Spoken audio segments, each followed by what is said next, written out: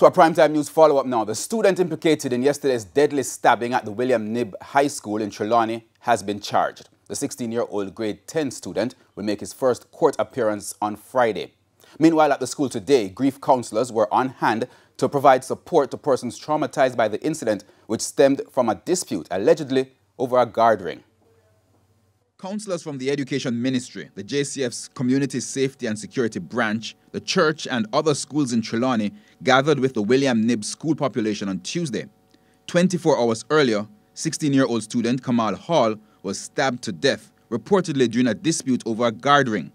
A guard ring is a piece of jewelry that, it's believed, will ward off negative spirits from the person wearing it. A student revealed it has become very popular since the resumption of face-to-face classes. Yeah, I'm surprised that them past teacher with it too. Yeah, because some I see unruly, you know. Very unruly, you know, talking. So if you tell him to take them off now, it's like a foolish shot and you can't tell him that. Yes, and the school don't really pay attention to them something there. Yeah, because normally if your body, you know, you have a fear and the body don't really want you to safe in family, because your body don't want that these days. Because when I tell you, they'll kill you, you know, it's serious, you know. Yes, so I say they will pass away with me and persons who wear a gathering, then give most problem. Chairman of the KNIBB School Board, Reverend JOHNATHAN HEMMINGS, says this belief in guard rings is more widespread than many may believe. To be truthful, I wouldn't be surprised even if in church you don't have persons who subscribe to this sort of thing. Like the acting principal at the KNIBB, MUSCHETT High Principal LEIGHTON Johnson says his administrators have had to confiscate several of these rings as there is a no jewelry policy at that school as well. But he agrees it's an issue the entire society needs to address.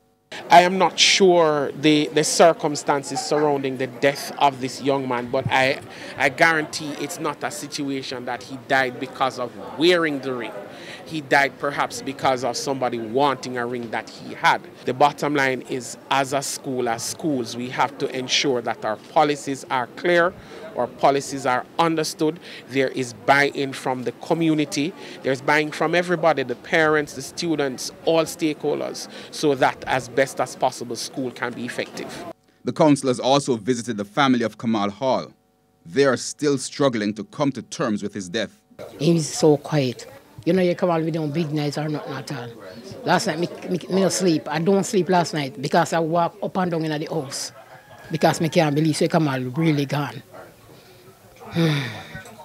On Monday, several knives were confiscated and 2 students suspended just hours before the fatal altercation. Tuesday morning, the cops say more weapons were confiscated from students and warnings issued to the offenders. In addition to a violent society, stakeholders say Monday's incident is a reflection of a wider issue which must be addressed.